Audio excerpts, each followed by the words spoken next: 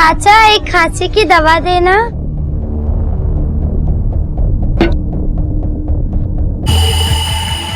चोर चोर चोर! अरे पकड़ो उसको! अरे पकड़ो उसको! मेरी बोतल लेके भाग रही है! पकड़ो पकड़ो पकड़ो चोर! अरे मेरी बोतल!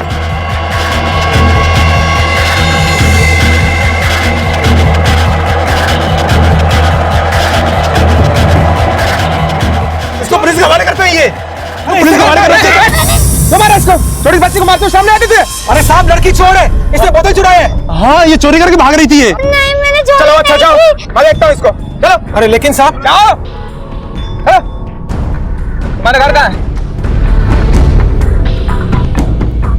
क्या नाम है तेरा? बोल। नाम क्या है? परी। चोरी क्यों की? जेल में डालू तुझे? हाँ? क्या चुराया था? मेरी गली आ गई है, मैं खुद चली जाऊंगी। अरे मैं छोड़ता हूँ ना। मैंने कहा ना मैं खुद चली जाऊंगी। दोबारा इस चोरी नहीं करना, ठीक है? जाओ।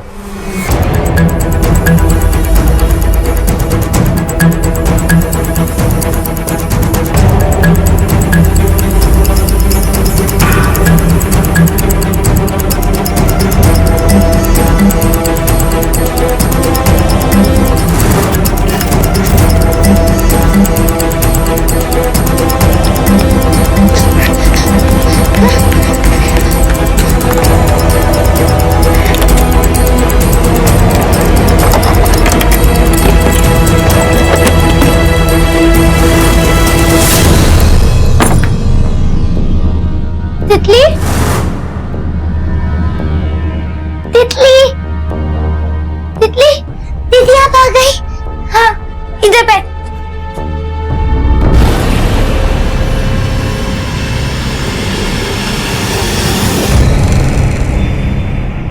ये ले इसको पी।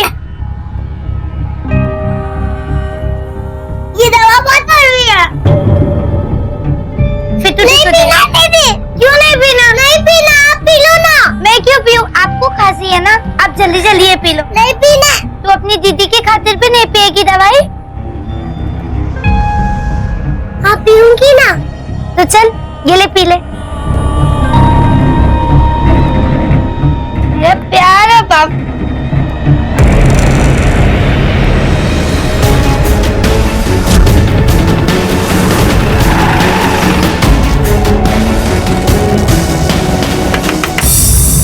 दीदी कौन होगा? तू ध्यान मत दे।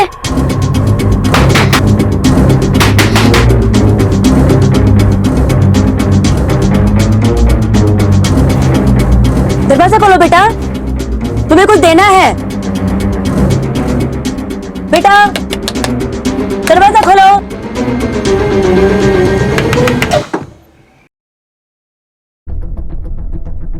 मैंने कुछ नहीं किया, मैंने वो वापस कर दिया। मैंने चोरी नहीं की। हम जानते हैं बेटा, तुम्हें डांटने नहीं है। पापा को बुलाओ, उनसे बात करें। वो घर पर नहीं है, काम पर गए। कोई बात नहीं, हम रुकते हैं। वो थोड़ा वक्त लगेगा उन्हें आने में। ठीक है हम रुकते हैं, उनसे बात करना जरूरी है। मात्रे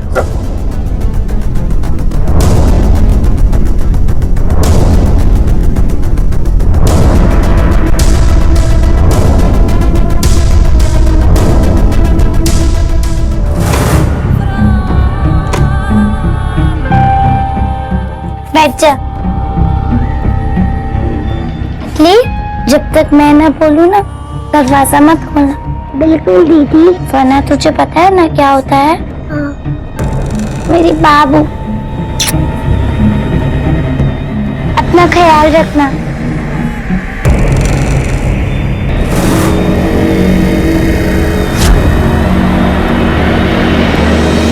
साहब वो लोग बहुत दिन से दिखे ही नहीं। हाँ साहब, सभी लोग अपने अपने लाइफ में बिजी है, किसी का ध्यान गया ही नहीं। साहब मेरे को तो लगता है कि उसके माँ बाप और उस छोटी लड़की को जाके बहुत टाइम हो गया। वो इतनी छोटी बच्ची को रख के गांव जाता है क्या?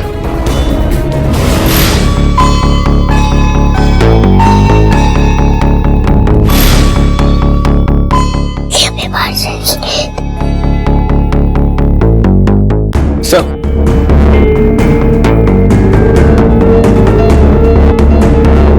भाई बेटा, यहाँ तुम्हारे माँ बाप कहाँ हैं? गाँव गए तो पहले झूठ क्यों बोला कि काम पे गए हैं? ऐसे ही। ये कौन है? तुम्हारी छोटी बहन? हाँ, ये कहाँ है? वो भी माँ पापा के साथ गाँव गए। छुट्टी है ना तितली की। तुम्हें अकेले छोड़ के? हाँ। मात्र इसके गांव चल के इसके माँ बाप से बात करते हैं। इतनी छोटी बच्ची को अकेले कैसे छोड़ के गए? मैं छोटी थोड़ी ना हूँ, 12 साल की हूँ। फिर भी बात तो करनी पड़ेगी ना। चलो मात्रे। रुको, वो तरस पता नहीं कहाँ गए, कहीं तो गए, पता नहीं। क्या माँ बाप वाकई इन छोटी बच्चियों को छोड़कर कहीं चले गए थे या फिर उन्हें कुछ हो गया था? परी ने अपनी बहन को अलमारी में छिपा कर रखा था, पर क्यों? क्या दुनिया से झूठ बोलती आई इस 12 साल की लड़की का अपने माँ बाप के लापता होने से भी कोई संबंध था? तुमने आखिरी बार कब देखा था माँ और बाबा को और तुम्हारी छोटी बहन तितली को? वो मैं क्या बेटा, सच बताओ। माँ और तितली 15 दिन से बाहर गए और बाबा उससे पहले से गए, लेकिन वो जाते रहते हैं।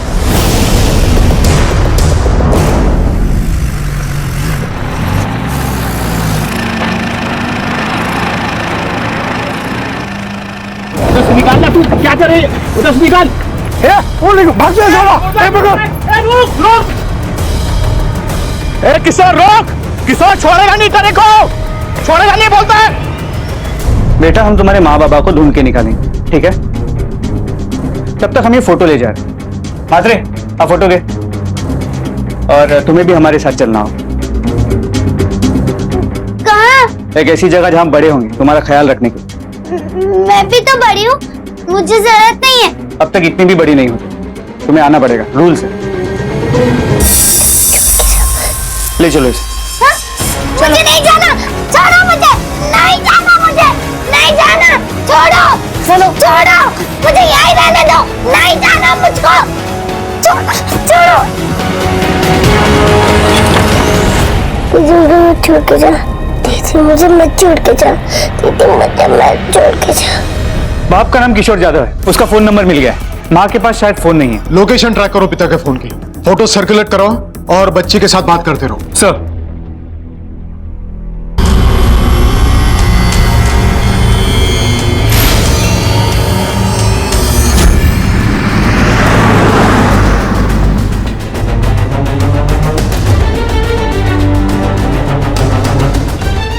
लगता है चाकू से वार हुआ है।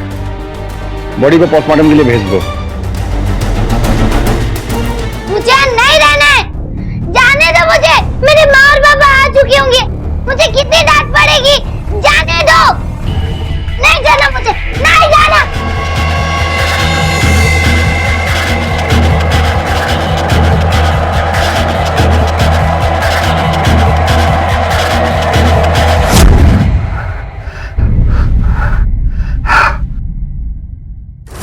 तितली, जब तक मैं ना बोलूं ना, दरवाजा मत खोलना। बिल्कुल दीदी।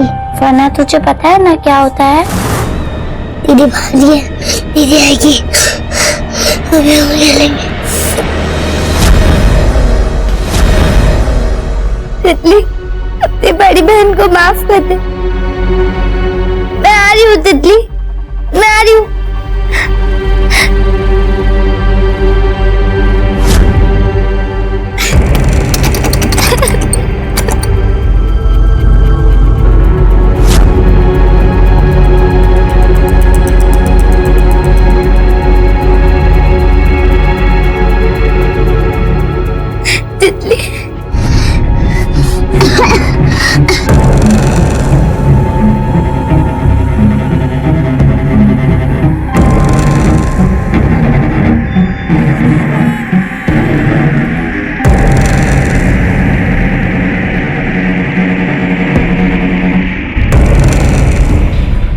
डेड बॉडी की अब तक कोई भी इंफॉर्मेशन नहीं मिली है। कौन था, कहां से आया, कुछ भी नहीं।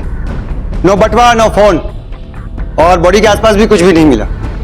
शर्मा तुम एक काम करो, आसपास के सभी पुलिस स्टेशन में इसकी फोटो डिस्पैच करवाओ और देखो कि शायद किसी ने इसके बारे में कंप्लेंट दर्ज की हो।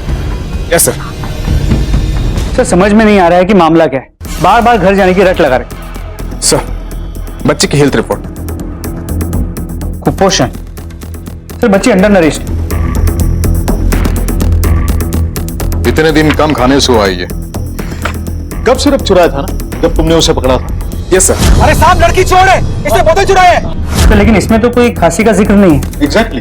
तो कब सिर्फ किसके लिए? शायद किसी और के लिए लिया हो। या सर कहीं उसे कफ सिरप की लत तो नहीं लग गई?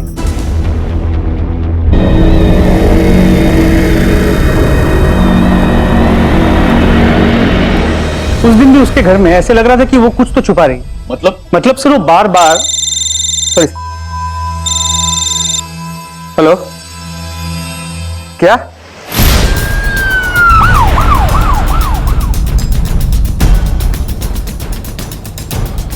सर पूरा सेंटर ढूंढा, कहीं भी नहीं मिल रही है। तो गई कहाँ? और आप लोग कहाँ थे? माफ कर दीजिए सर। माफ कर दीजिए। आखिरी बार कब देखा था उसे? कल रात को भी थी और सुबह के नाश्ता भी की उसने, उसके बाद वो कमरे में नहीं मिली। कैसी सिक्योरिटी आप लोगों की? एक 12 साल की बच्ची ऐसे कैसे जा सकती है? कितना खतरा होगा उसे इस शहर में अकेले। अंकल अंकल, ये कौन सा रास्ता है और मीना नगर जाने का कौन सा रास्ता है? एक काम करो, आप यहाँ से राइट ले लो, आ जाएगा। ठीक है ठीक।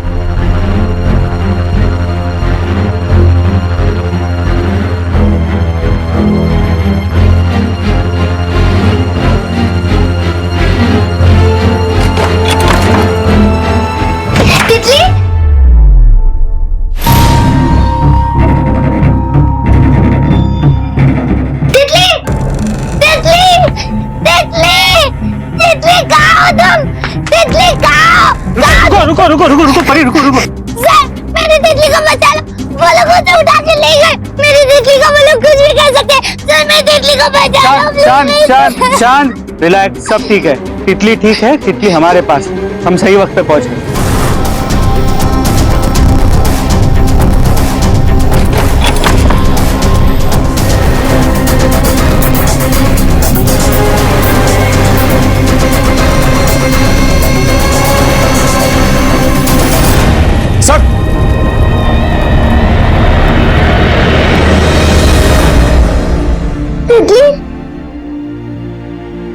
दीदी आप मुझे कहाँ छोड़ के चली गई थी?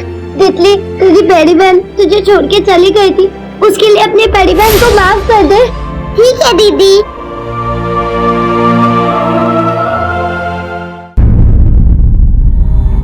मेरी बात ध्यान से सुन, वो जो भी हुआ था ना, किसी को भी मत बताना, क्योंकि अगर तू बताएगी ना तो अच्छा नहीं होगा। ठीक है दीदी। तू मेरी प्यारी बाबू है ना, अपनी बहन से प्यार करती है ना? हाँ।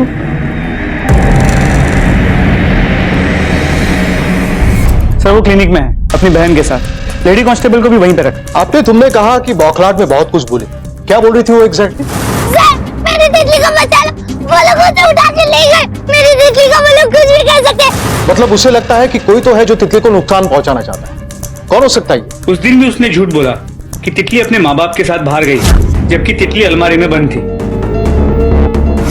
तो मुझे लगता है कि वो अपनी बहन को बचाने के लिए झूठ बोल रही। सर पहली बार जब मैंने उसका पीछा किया था तो उसने पूरा घर लॉक करके रखा, मुझे लगा चोरी किया है इसलिए, पर अब तो ऐसा लगता है कि उसने अपनी बहन को छिपाने के लिए ऐसा किया।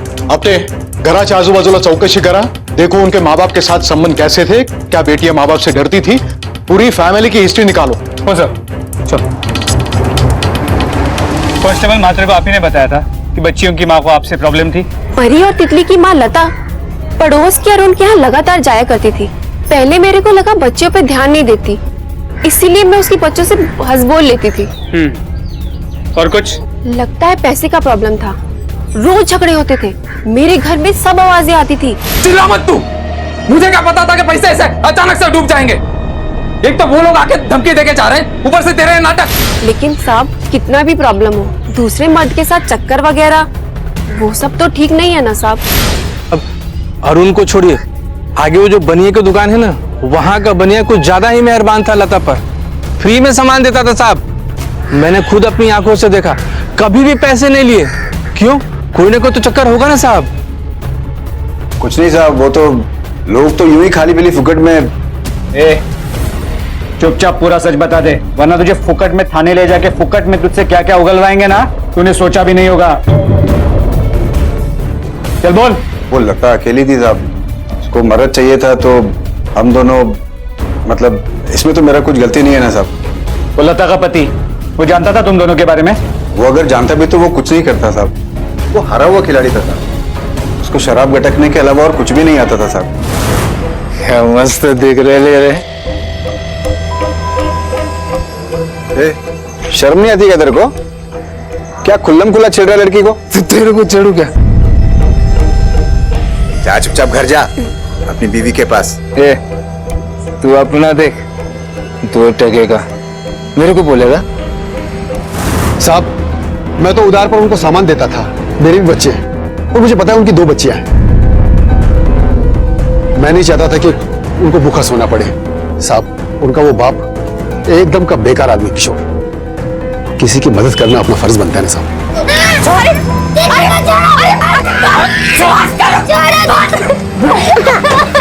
इसका मतलब किशोर ना तो जिम्मेदार पिता था ना जिम्मेदार पति था, ऊपर से उसे शराब की लत थी। सर कहीं ऐसा तो नहीं कि उसे पता चल गया कि उसकी पत्नी का किसी के साथ अवैध संबंध है, इसलिए उसने अपने पत्नी को मारकर और खुद गायब हो? उल्टा भी हो सकता है, पत्नी ने अपना काबू खोकर अपनी बेटियों को बचाने के लिए पति को मार दिया हो। सर, किशोर जाधव के फोन रिकॉर्ड्स। तो उसकी मोबाइल की आखिरी लोकेशन वापी की। अपने अभी वापी के लिए निकलो, लोकल पुलिस से बात करो, देखो क्या इंफॉर्मेशन मिलती है इस एरिया के आसपास। ये केस जल्दी से जल्दी सुलझाना होगा, बेचारी इन बच्चियों का भविष्य दांव पर है। हो सर। अरे मेरी बाबू, बैठ जा। दीदी, मेरी दवाई तो घर पे रह गई, अब क्या करें? फिर आप भी नहीं सो पाओगी रात को और मैं भी नहीं। तितली, तुझे कुछ नहीं होगा, मैं हूं ना तेरे साथ, सब ठीक हो जाएगा। और हाँ, तू ज्यादा बोला मत कर, तू बात करेगी ना तो तुझे वापस से खांसी हो जाएगी, ठीक है? इस आदमी को देखा है? हाँ साहब, कुछ दिन पहले हमारे यहाँ आया था, खा रहा था यहाँ पे बैठ करके। इतने में 2 गुंडे आए और उसे मार मार के ले गए, मेरे पैसे भी नहीं दिए इसने। क्या रे किशोर? भाई पैसा देता ना भाई, भाई अरे एक एक पैसा लौटाएगा भाई, एक एक पैसा लौटाएगा। बहुत भरोसा किया तेरे पे, पर अब नहीं। एक एक पैसा करके कितना लिया मालूम तू? जानता हूँ ना भाई। पैसा कब देगा? भाई बच्चों के खत्म खाता भाई, दे दूंगा पैसा। चल ले अंदर, इसको भाई मारो पैसा, गाड़ी बना।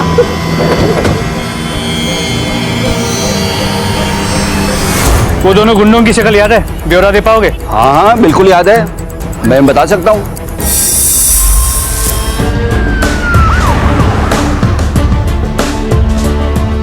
इसी केस की तो जांच कर रहे हैं हम, लेकिन इसकी डेड बॉडी मिली हमें। पहचानते हो इसे?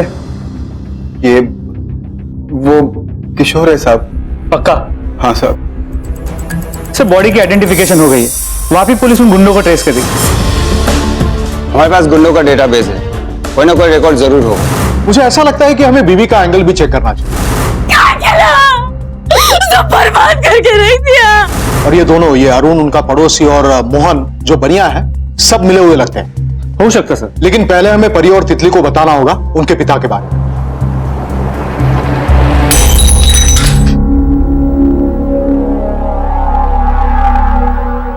फिर से साफ करना पड़ेगा। अरे बेटा इधर आ जाओ, कितने बार बोला ठीक से रखा करो, तुम्हें लग सकता था ना। क्यों डांट रहे हो इसे?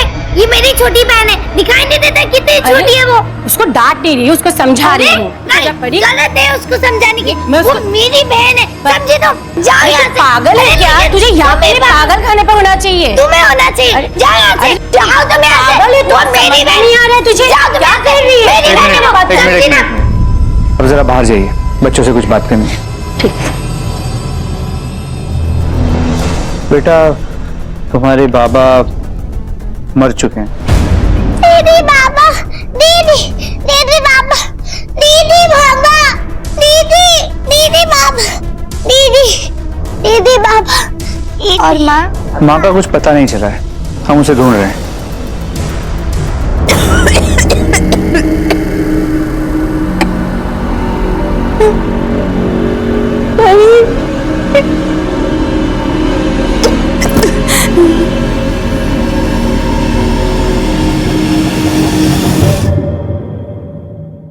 कुछ नहीं सर, परी की आंख से एक आंसू तक नहीं निकला, उसके चेहरे पे थोड़ा भी दुख नहीं। तुम्हारे बाबा मर गए। दीदी बाबा, दीदी दीदी बाबा। सर क्लियर है, परी के अपने बाप के साथ बिल्कुल नहीं जमती। हो सकता है किशोर का बर्ताव हद से बाहर चला गया और लता ने अरुण और मोहन दोनों को बहला फुसला कर उन्हीं के हाथों किशोर को मरवाया हो। ये अरुण और मोहन के फोन रिकॉर्ड्स हैं? जी सर, उनके मोबाइल के ट्रायंगुलेशन रिकॉर्ड्स भी आ गए, जहां मर्डर हुआ उसके आसपास भी नहीं थे। तो इसके अलावा सर उनके कॉल रिकॉर्ड्स में कोई भी ऐसा नंबर नहीं मिला है जिसे हम लता के साथ कनेक्ट कर सकें। हेलो आपटे, हमने उन गुंडों को ट्रेस कर लिया है। एक का नाम शिव सिंह और दूसरे का नाम धर्म कुमार है। हमारी टीम उनको लेकर निकल चुकी है, दहानू पहुंचते ही होंगे। कौन है साहब ये? इससे पहले अपन ने इसको नहीं देखा है साहब। झूठ बोलता है। हाँ, ये तुम दोनों के फोन रिकॉर्ड्स हैं। तुम वही थे जहां किशोर का कत्ल हुआ था। अब भी तू झूठ बोलेगा? हाँ? अब भी तू झूठ?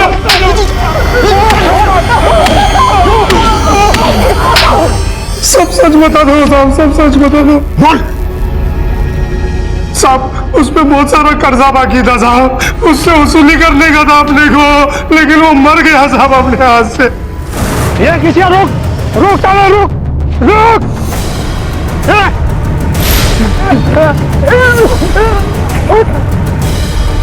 मेरे को मारेगा तू मेरे को मारेगा, मेरे को मारेगा तू। चलो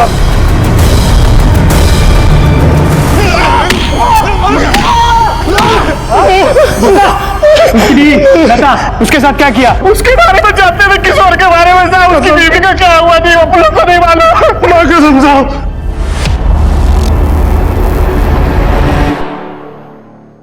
हाँ, लेकिन अगर माँ नहीं मिली तो दोनों बच्चियों का अडॉप्शन करवाना होगा। लेकिन ऐसी फैमिली मिलेगी कहाँ जो इनको एक साथ अडॉप्ट कर ले? 99% तो दोनों बच्चियों को अलग अलग घर में ही भेजना पड़ेगा। तितली तो छोटी है, वो अडॉप्ट हो भी जाएगी, पर मुझे टेंशन है परी की। वो बड़ी है और काफी गुस्से वाली है, शायद से उसको ऑर्फनेज भी भेजना पड़े। देखते हैं। दीदी चुप, मुझे पता है तू क्या सोच रही है। तू यही सोच रही है ना, कहीं कोई भी हमें एक दूसरे से अलग ना कर दे। तो तू चिंता मत कर, मैं हूं ना तेरे साथ। मैंने जो भी सीखा है मैं वो सब करूंगी, फिर देखना सब हमारी बात सुनेंगे, सब। चल चल अभी तू सो जा। चंदा मामा दूर के पोहे पकाए घूर के, खुद खाए थाली में, तितली को खिलाए प्याली में।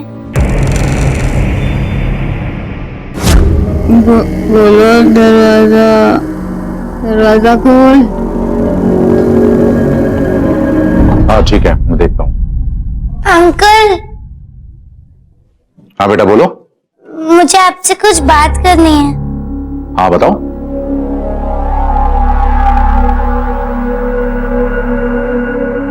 क्या हुआ बेटा, सब ठीक है ना?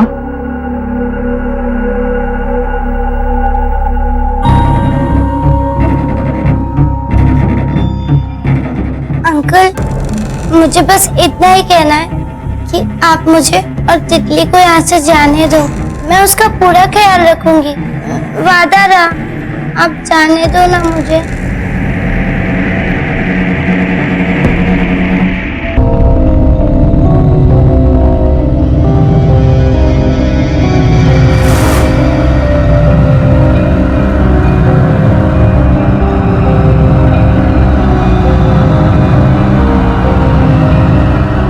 दोनों लड़कियां काफी टाइम से सेक्सुअली एक्टिव है और उन दोनों के यौन शोषण एनजीओ में आने से पहले तक हो रहा था। कौन हो सकता है? उनका बाप या और कोई?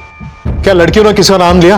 वो दोनों तो इस बारे में बात करने को भी तैयार नहीं है, खासकर परी। परी, तुम्हारे घर पर कौन कौन है? बताओ बेटा। तितली तुम बताओ। बोलो परी, क्या हुआ था तुम लोगों के साथ? मैं तुम लोगों की मदद करूंगी। परी का यौन शोषण अभी तक चलता आ रहा था, जबरदस्ती की जा रही थी उसके साथ। घाव काफी ताजा है।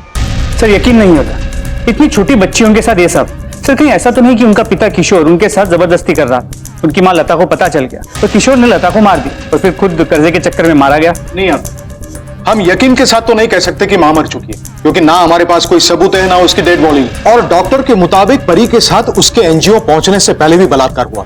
लेकिन उस वक्त तो किशोर लापता था, फिर वो इसके पीछे कैसे हो सकता है? सर ये भी तो हो सकता है कि परी झूठ बोल रही हो कि इसके पिता लापता थे डर के मारे, पर हमें ये भी नहीं पता कि एग्जैक्टली ये बलात्कार का सिलसिला रुका कब। ठीक है, फिलहाल हम किसी को क्लीन चिट नहीं देंगे, सब शक के दायरे में।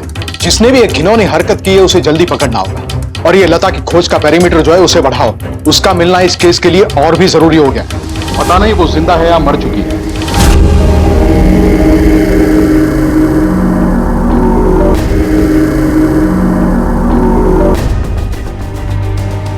घर का कोना कोना चेक करो, कोई चीज मिस नहीं होनी चाहिए। किचन में चेक करो।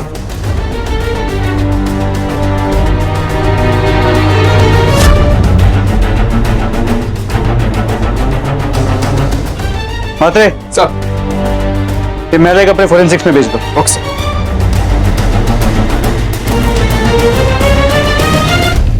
परी के घर से मिले कपड़ों की फोरेंसिक रिपोर्ट। सर ये देखिए, सीमेंट ट्रेसेस, 3 अलग अलग सैंपल्स। अगर उनका बाप इन्वॉल्व था भी तो वो अकेला नहीं था।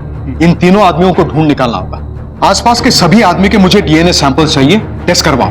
सर वहां तो कई लोग होंगे। 1000 होंगे तो भी कोई फर्क नहीं पड़ता है। जब तक ये अपराधी मिल नहीं जाते हम चैन से बैठेंगे। हो सर।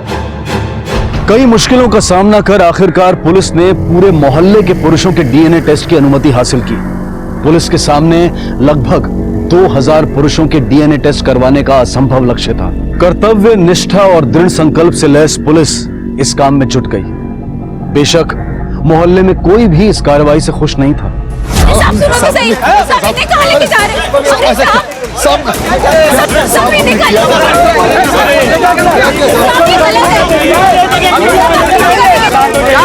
क्या करना चाहते हैं? क्या चुप? लगता है मीडिया को बुलाना पड़ेगा। मेरी भतीजी मीडिया में, अभी बुलाता हूँ मैं उसे। आपको जो करना है ना आप कर सकते हैं। हमारे पास कोर्ट के ऑर्डर्स, तो जांच तो करवानी ही पड़ेगी। अगर आप लोग प्यार से सहयोग करें तो अच्छा है, वरना जबरदस्ती करनी पड़ेगी। अब आपके हाथ में, आप जबरदस्ती चाहेंगे, आप प्यार से सहयोग करेंगे। ये क्या मजाक चल रहा है? क्या बोला? मजाक? तुझे ये सब मजाक लग रहा है? 2 बच्चियों के साथ बार बार बलात्कार होना मजाक है तेरे लिए? क्यों? तेरे घर में तेरी बेटी के साथ नहीं हुआ इसलिए? क्या लग रखा है? आप लोगों के नाक के नीचे, आप ही के मोहल्ले में इतना सब कुछ होता है और आप लोगों को भनक तक नहीं लगती। कब जागोगे आप लोग? जब आपके घर में आपकी बेटी के साथ होगा तब। आते सर, सबके सैंपल ले लो। Okay sir. और अगर कोई नहीं मानता है तो पता है ना क्या करना है। Okay sir. साहब, अरे मेरे पास हो साहब। वो थाने ले चलो। तुम उसे जुर्नल छोड़ दो। बच्चा है साहब। जल्दी। बच्चों के साथ बलात्कार, इतनी छोटी बच्चियों के साथ, शर्म नहीं आती तुम्हें? अब क्यों रो रहे हो? हाँ? कहाँ गई तुम्हारी मर्दानगी? पुलिस का तमाचा पड़ता ही सारी आवाज निकल गई तुम्हारी। माफ कर दो साहब, पर मेरे बेटे को छोड़ दो। बच्चे को छोड़ दो। हाँ, परी और तितली भी किसी की बच्चियां हैं। माना साहब, हमसे गलती हो गई साहब। हमने परी और तितली दोनों के साथ गलत किया साहब। पर यकीन मानिए साहब, हमने उनके साथ जबरदस्ती नहीं की। क्या मतलब है तुम्हारा? साहब वो लड़कियों की माँ खुद ही लेके आई उन लड़कियों को हमारे बस में। साहब हमने कुछ नहीं किया साहब। मैंने पहले ही बोला था, ये साला पैसा डुबा देगा। क्यों रे किशोर? पैसा लेने टाइम भाई पैसा दो, पैसा दो, पैसा दो, और रिटर्न करने टाइम किशोर डेट बोल, टाइम बोल। पैसा कब देगा? नहीं तो काट डालेगा तेरे को, समझा क्या? अबे ऐसा तुरंत कैसा बोलेगा भाई, लेकिन पैसा देगा भाई। ए, तेरा रागपत्ती बनकर पैसे दे देंगे, शपथ। कैसे भी करके आपके पैसे दे देंगे, मैं बोलती है ना। ए ढक्कन, पैसा ला, कहीं से भी ला, नहीं तो उठा के लेके जाऊंगा तेरी बीबी को, और फिर पूरा पैसा वसूलेगा, समझा? तू अच्छी तरीके से पहचानता है हम लोगों को। पैसे का इंतजाम कर, नहीं तो चल।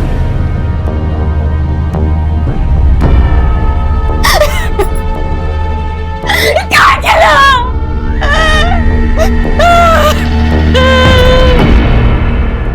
सब बर्बाद करके रख दिया।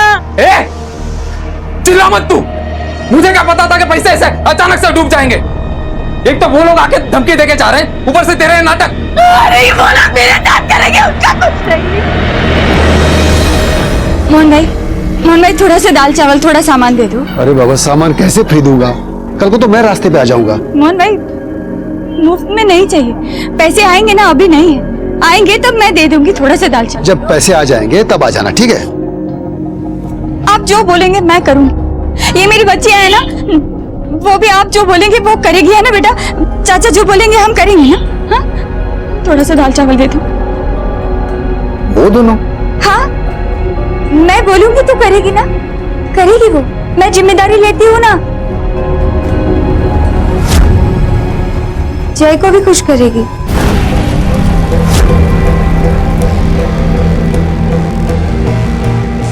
अब तो पैसे दे दो।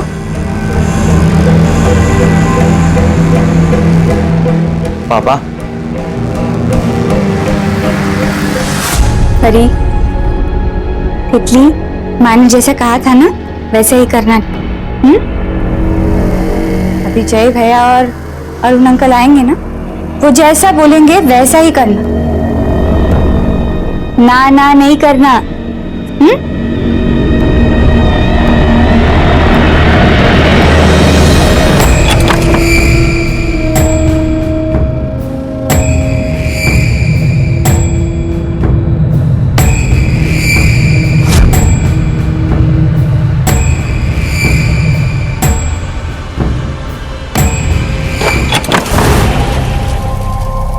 माँ ने जो भी बोला वो किया। तितली को बहुत दर्द होता था और जब से माँ गई है तितली और मेरा और कोई भी नहीं है। मैं ही तितली का ख्याल रखती थी क्योंकि मैं उसकी दीदी हूँ ना। और उसके बाद अरुण अंकल और जय भैया 3-4 बार आए और मोहन चाचा भी आए। एक दिन मैंने अलमारी में इसको बंद कर दिया और दरवाजे का ताला लगा दिया, तो फिर वो लोग नहीं आए। आखिरकार पुलिस ने इन 3 हैवानों को उनके दुष्कर्मों की सजा दिलवाई। अब परी और तितली तो क्या, किसी भी मासूम बच्ची को उनका साया तक नहीं छू सकेगा। लेकिन उस निर्दयी मां का क्या, जिसने अपनी ही बेटियों को इस घिनौने दलदल में धकेला। आखिर ये एक किस्म का देह व्यापारी तो था। एक पल में परी और तितली की मां लता पुलिस के लिए पीड़ित से अपराधी बन चुकी थी, लेकिन उसके गायब होने से परी और तितली का तो कोई ताल्लुक नहीं था। मुझे पता है परी, तुम्हारी माँ ने तुम दोनों के साथ गलत किया, इसीलिए तुम्हें गुस्सा आया। हाँ, क्या तुमने कुछ ऐसा किया जिसकी वजह से तुम्हारी माँ को चोट आई? चॉकलेट लो। पहले मेरी दीदी थी, मेरा भी रोना मत बेटा, रोना मत। तुम्हें दीदी के पास ले जा, ठीक है? दीदी तुम्हारा बहुत ख्याल रखती थी ना? हाँ? जब कोई बुरा आदमी आता था तो उनसे तुम्हें कौन बचाता था? परी दीदी। करेक्ट। और दीदी ने तुम्हें माँ से भी बचाया था ना? नहीं, दीदी ने कहा आप माँ से मत डर, माँ कुछ नहीं करेगी और दर्द भी नहीं होगा। बेटा तुम्हें कुछ नहीं होगा, तुम्हें डरने की कोई जरूरत नहीं है। सिर्फ इतना बताओ तुमने क्या किया है तुम्हारी माँ के साथ, बोलो। हम तुम्हारी मदद करने आए हैं, लेकिन तुम्हें सच बोलना होगा। परी हम क्या पूछ रहे हैं आपसे? परी हम आपसे कुछ पूछ रहे हैं। कहां है तुम्हारी मां? क्या किया है तुमने उसके साथ? यह बात साफ थी कि लता की वजह से ही उसकी अपनी बेटियों पर भयानक अत्याचार हुए। पर क्या इन लगातार होने वाले जुल्मों ने परी को कोई भयानक कदम उठाने पर मजबूर कर दिया था? परी की चुप्पी सिर्फ उसकी मुश्किलें ही बढ़ा रही थी। पुलिस का शक उस पर पुख्ता हो गया था, लेकिन इस केस से जुड़े सभी इस बात से बेखबर थे कि जल्द ही परी एक और घिनौने अपराध का शिकार होने वाली थी।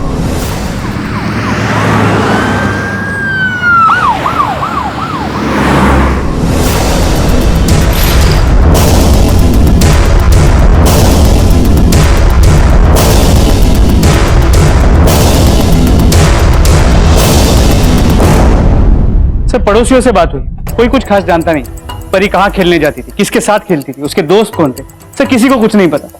वाकई में लगता है उसका कोई सच्चा दोस्त था ही नहीं। इसके अलावा उसे स्कूल से 1 साल पहले निकाल भी दिया गया। किसी के भी घर आना जाना, किसी से बातचीत, कुछ भी नहीं। कुछ तो करती होगी, अकेले ही सही, या शायद तितली के साथ। वो दोनों बहुत क्लोज लगते हैं। एक काम करो आपने, तुम तितली से बात करो, वही इस गुत्थी की चाबी है। जी सर। Sir 1 minute. हाँ बोलो। क्या फिर से? सर परी एनजीओ से फिर से भाग गई। व्हाट? जी सर, शायद मेडिकल विजिट के दौरान। अरे देखा नहीं मतलब क्या है? सो रहे थे क्या आप लोग? पूछा आपने किसी से? किसी ने तो कुछ देखा होगा। कोई आया था क्या यहाँ जिसके साथ हो गई हो? कोई नहीं सर, और हम लोग तो यहाँ से हिले भी नहीं थे। पता नहीं फिर वो कैसे। सर हमने सिक्योरिटी से ही पूछा लेकिन यहाँ कोई नहीं आया। सिक्योरिटी के बात छोड़ो, उनके रहते हुए क्या हो रहा है दिख रहा है। आप सीसीटीवी फुटेज चेक करो, अंदर का और बाहर का, और देखो आखिरी बार परी को कब देखा था। और तितली कहाँ है?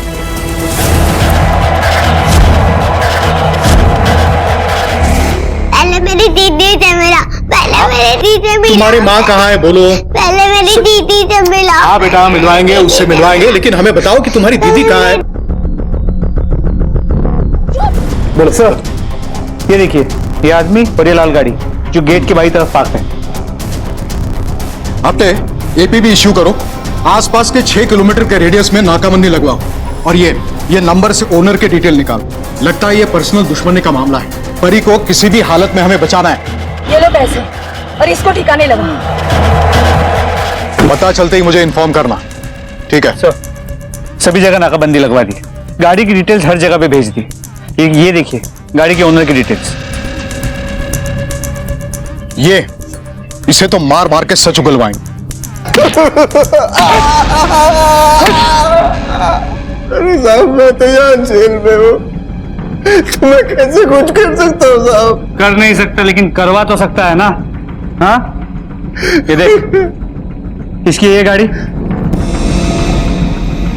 मेरी है साहब। और ये आदमी कौन है? सब कसम खा के बोलता हूँ साहब, कौन है ये मैं नहीं जानता। ये देख, अब की बार अगर झूठ बोला ना, यही उल्टा लटका के मारूंगा तुझे। सब कुछ सच सच बता दे। सच बोल रहा हूँ साहब, सच बोल रहा हूँ मैं। कस्टडी ठेवायाला। सर अरुण को कुछ नहीं पता, वो गाड़ी तो उसी की है, लेकिन वो जानता नहीं कि वो आदमी कौन है। समझ में नहीं आ रहा कि गाड़ी गई कहाँ। ना किसी पोस्ट से हमें कोई अपडेट मिल रही है, और ना उस आदमी की आइडेंटिटी एस्टैब्लिश हो रही है। बेचारी परी, पहले बलात्कार और फिर जान को खतरा। तितली आपको हेलो बोलना चाहती है। वो क्या है ना, मैंने उसको समझाया कि उसकी बहन को जान का खतरा है, तो वो अच्छी बच्ची है ना, इसलिए वो आपसे बात करना चाहती है। हाँ, तितली है ही अच्छी बच्ची। दीदी ने तितली को हमेशा बचाया है, अब तितली परी दीदी को बचाएगी। दीदी हमेशा पावर हाउस के पास खेलने जाती थी। Power house? हाँ, जो घर के पास है। दीदी कहती थी वहाँ हमें कोई परेशान नहीं करेगा।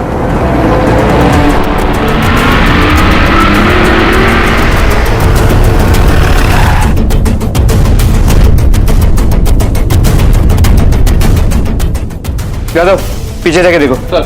मात्रे ओपन कराए।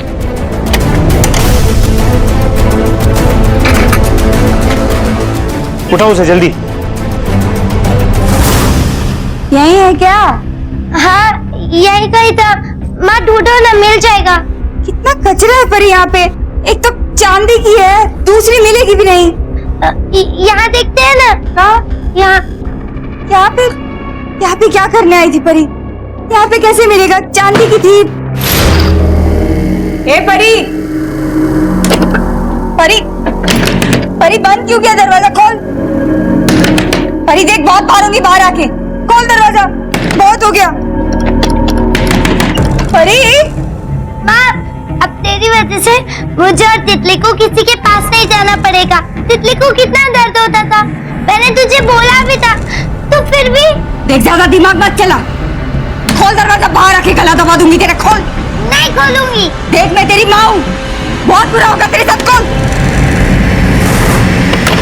अरे खोल दरवाजा। छोड़ गई मरने के लिए अपनी ही माँ को। और क्या करती वो? अपनी ही बेटियों के साथ तूने क्या किया? मासूम बच्चियों को खुद गैर मर्दों के हवाले कर दिया। ऐसे नहीं थे साहब। ऐसे का इंतजाम कर, नहीं तो उठा के लेके जाऊंगा तेरी बीबी को। कुछ चारा नहीं था साहब। इसलिए लड़कियों को भेज दिया। चंद पैसों के लिए अपनी बेटियों की जिंदगी बर्बाद करने की कोई जरूरत नहीं थी, समझी? ये कैसे माता पिता हैं जिन्होंने अपने स्वार्थ की वजह से अपनी ही बेटियों से वेश्यावृत्ति करवाई? बहरहाल पुलिस अब भी परी को बचाने में जुटी थी, इससे पहले कि अपहरणकर्ता उसे और नुकसान पहुंचाएं। लेकिन पुलिस की लगाई नाकाबंदी से भी कोई कामयाबी हासिल नहीं हुई। आखिर में पुलिस को तब जाकर भड़क मिली जब उन्हीं की हिरासत में कैद परी के पड़ोसी अरुण को कुछ याद आया। अरुण की पत्नी हो ना तुम? हाँ। अरुण ने कहा है कि गाड़ी की एक एक्स्ट्रा चाबी है जो तुम जानती हो कि घर में कहाँ रखी है। घर पे ही होगी। पूरा घर छान मार लिया, चाबी नहीं मिली। तो चोरी हुई होगी। अच्छा, चोर तुम्हारे घर में घुसता है, गाड़ी की चाबी लेके चला जाता है और तुम्हें पता तक नहीं चलता। अरुण ने हमें सब कुछ सच बता दिया है। तुम नफरत करती थी ना लता और उसकी दोनों बेटियों से। तुम नहीं चाहती थी कि तुम्हारा बेटा और तुम्हारा पति उनसे मिले, और उसके बदले में क्या मिला? उन दोनों ने तुम्हें ही घर से निकाल दिया, है ना? बताओ परी कहाँ है?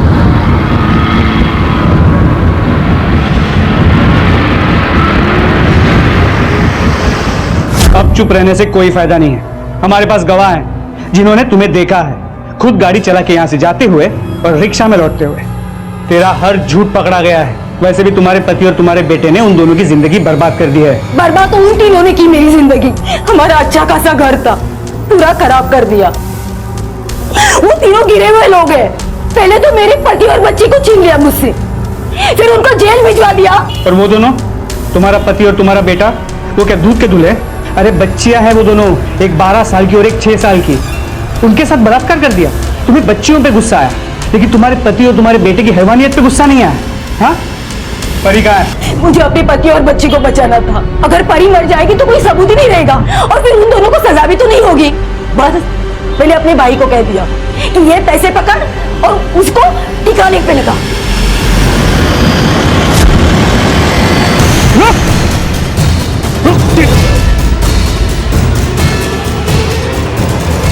परी, परी घबराओ मत, हम आ गए। परी, तितली ठीक है बेटा, उसी ने हमारी मदद की तुम्हें बचाने में। हम तुम्हें उसी के पास ले जाएंगे।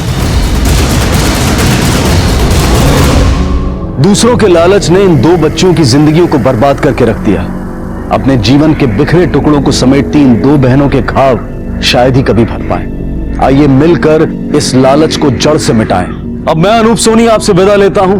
फिर मुलाकात होगी अगले एपिसोड में जुर्म की एक और कहानी के साथ। तब तक अपना और अपने परिवार का ख्याल रखें और देखते रहें क्राइम पेट्रोल डायल 100। सबक एक को, सीख हम सबको। जय।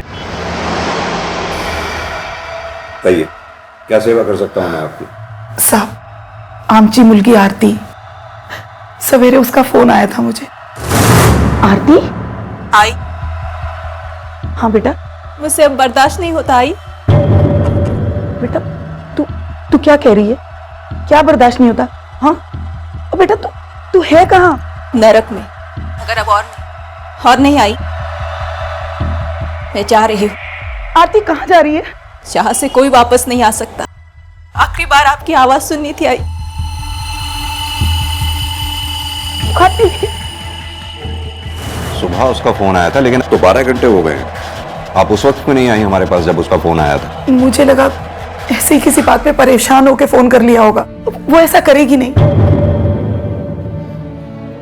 लेकिन पूरा दिन फोन लगाने के बाद भी एक बार भी उससे बात नहीं हुई साहब। इसीलिए हम लोग। कहाँ रहती है आपकी बेटी? पता नहीं साहब। क्या मतलब? दरअसल 10 बरस पहले उसने घर से भागकर शादी की थी। उसके बाद से हमारा उसके साथ कोई रिश्ता नहीं था। वो कहाँ रहती थी, किस हाल में थी, हमें कुछ नहीं पता था। 10 बरस के बाद आज अचानक उसका फोन आया था। साहब, मुझे बहुत डर लग रहा है, हमारी मदद कीजिए। मात्रे सर, इनकी बेटी आरती का फोन नंबर लो और मोबाइल कंपनी से पता करो उसका एड्रेस कहाँ है। Right sir. आरती भी शायद ऐसे ही किसी मोड़ पर खड़ी थी। आज 10 साल बाद पहली बार उसने अपनी मां को फोन किया था, और वो भी ये बताने के लिए कि वो अपनी जान ले रही है। क्यों उठाना पड़ रहा था उसे एक कदम?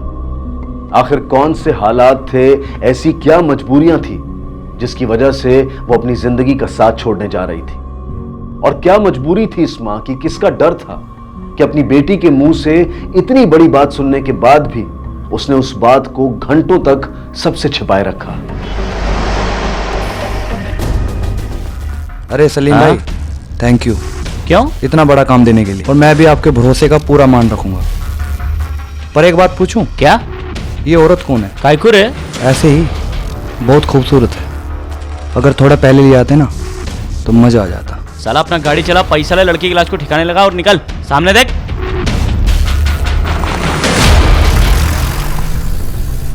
इन्हीं लोगों ने परेशान किया होगा उसे। मेरी बेटी ऐसा कभी नहीं कर सकती थी। ये झूठ है सर।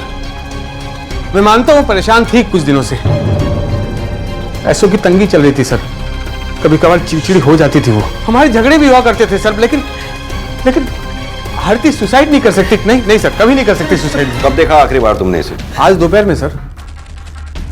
दरअसल मेरी कपड़े की दुकान है सर, पास ही में। मैं रोज खाना खाने घर ही आता था। आज भी आया था सर 2 बजे। जब मैं आया तो वो कमरे में सो रही थी सर, शायद उसका सर दर्द हो रहा था, तो तभी देखा था सर मैंने। आप तो उस समय घर में ही रही होंगी जब आरती घर से गई। मुझे तो पता भी नहीं चला। जब नितिन स्कूल से आया तब पता चला कि आरती घर पर नहीं है। कितने बजे होंगे उस वक्त? करीब 3:30 बजे होंगे। 403 वाली आरती मैडम गायब हुई, तुम ही थे ना ड्यूटी पे? जी साहब। फिर भी तुमने उन्हें आते जाते नहीं देखा? आज वो घर से निकली ही नहीं, मुझे अच्छे से याद है। कुछ और देखा हो जो रोजमर्रा से अलग हो, जैसे कोई बाहर का अनजान आदमी आरती मैडम के घर आया हो, गया हो? योगेश साहब और सुप्रिया, उनके अलावा उनके घर पे और कोई नहीं गया। ये सुप्रिया मैडम कौन है? योगेश साहब की जो माँ है, उनकी मालिश करने आती है रोज सवेरे। ठीक है, तुम जा सकते हो। तुमने कहा आरती पैसों की कमी से परेशान थी, उस कमी की कोई खास वजह? मेरी आई की बीमारी सर। कुछ महीने पहले मेरी आई का एक्सीडेंट हुआ था। 3 महीने तक आईसीयू में थी मेरी आई। मेरी सारी सेविंग्स इनके इलाज में खर्च हो जाती थी सर। और तो और ऊपर से कर्जा इतना था कि। कितना कर्जा था? 30 लाख से। साहब जी, सुबह से रात तक उनके घर में चिकचिकबाजी रहती थी। आरती और योगेश के बीच? दोनों सास बहू के बीच में। सास बहू के बीच झगड़े की कोई खास वजह? कोई खास वजह नहीं थी, यही घर के छोटे मोटे काम, झाड़ू पोछा, देर से खाना बनाना, भाई यही वजह थी। एक लड़की पूरे 10 सालों से अपने परिवार से कोई कांटेक्ट नहीं रखती है, फिर अचानक एक दिन फोन करके इन्फॉर्म करती है कि वो जान देने जा रही है। मैं जा रही हूँ। आरती कहाँ जा रही है? यहाँ से कोई वापस नहीं आ सकता। घर से दूर जाकर जान देने वाली बात गले नहीं उतरती। और अगर ऐसा हुआ भी होता तो किसी ने तो उसे बिल्डिंग से बाहर आते जाते देखा होता, एटलीस्ट वॉचमैन ने।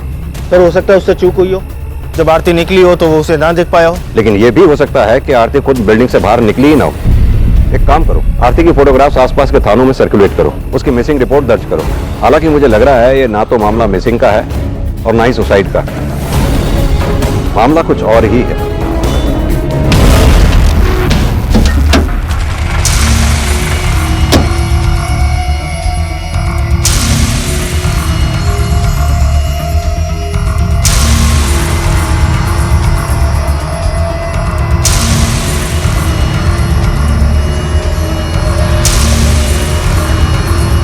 ले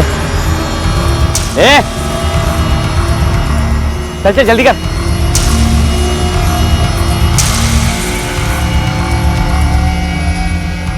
अरे करना, और सुन, छोटे छोटे टुकड़े करना ताकि थैलियों में आ जाए। नहीं खाना मुझे।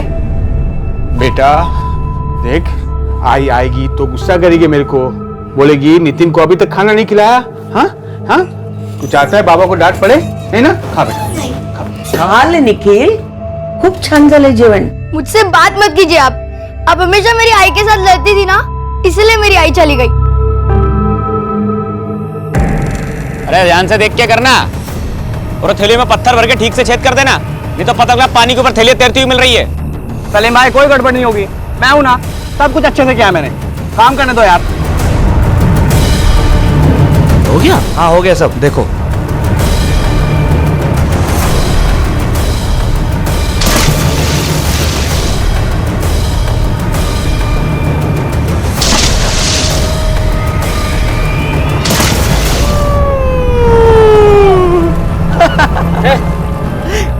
पुलिस पुलिस सुनी ना? थैली अंदर डाल जल्दी से, चल चल चल।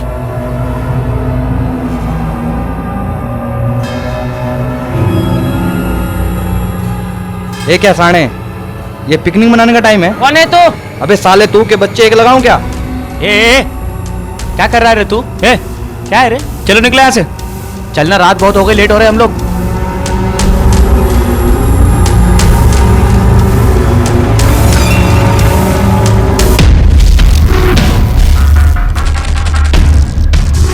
काका बघा काहीतरी आहे तिकडे.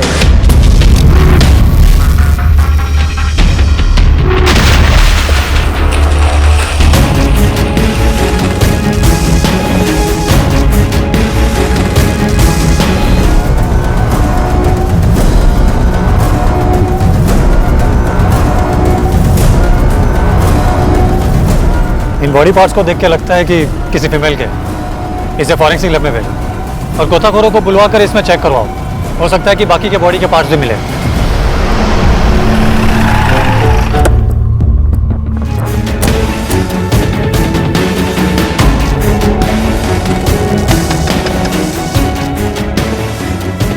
तुम आरती के घर उसकी सास की मसाज करने जाती थी? हाँ साहब, झगड़ा तो होता था और हमेशा होता था आरती भाभी और माँ जी के बीच में. किस बात पे झगड़े होते थे दोनों में? आरती भाभी अच्छी बहू नहीं थी साहब.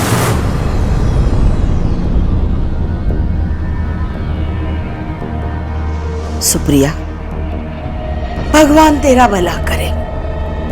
कितनी अच्छे से मालिश करती है तू.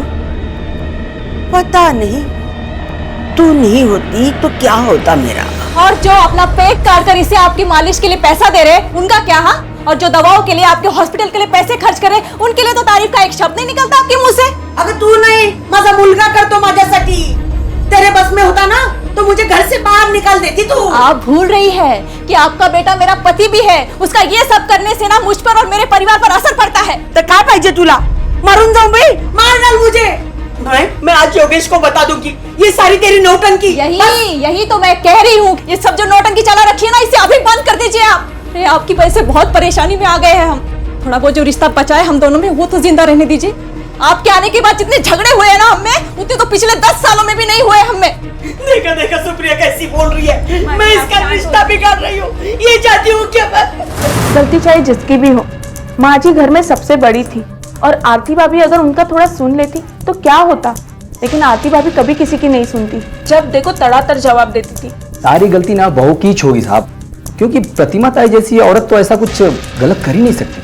अच्छा, तुम इतना दावे के साथ कैसे कह सकते हो? तुम्हारा क्या लेना देना उनसे? साहब 12-15 साल पुरानी पहचान थी. हम उनके हस्बैंड को जानते थे. एक समय में उन्होंने मुझे अपने ऑफिस में प्यून की नौकरी पे लगवाया था. क्या आरती और योगेश के बीच भी झगड़े होते थे? नहीं साहब, योगेश भाई साहब बहुत सीधे थे. उनका कभी किसी के साथ झगड़ा नहीं होता था. ठीक है, अभी हम चलते हैं. जरूरत पड़ी तो तुम्हें थाने बुलाया जाएगा. चलो. तुषार, ये अश्विन और सुप्रिया प्रतिमा के काफी करीब लगते हैं. अगर आरती के साथ कुछ गलत हुआ है और उस गलत में प्रतिमा का हाथ है तो कोई बड़ी बात नहीं कि प्रतिमा के हाथ पांव बनके अश्विन और सुप्रिया ने उसका साथ दिया हो. सर, आरती की बिल्डिंग के वॉचमैन ने सुप्रिया और योगेश के अलावा बिल्डिंग में आते जाते किसी को नहीं देखा. बिल्डिंग के वॉचमैन को आने जाने वाले पे नजर रखने के अलावा और भी कई काम होते हैं. हो सकता है वॉचमैन को कोई काम पड़ा हो जिसकी वजह से अश्विन नजर बचाकर अंदर चला गया हो. ये अश्विन के फोन की लोकेशन का पता करवाओ. पता करो कि जिस वक्त ये वारदात हुई उस वक्त वो कहाँ पर था. Okay sir. अरे जल्दी देना दाल मेरे को. अरे लाई. और कुछ लाऊं? एक रोटी और.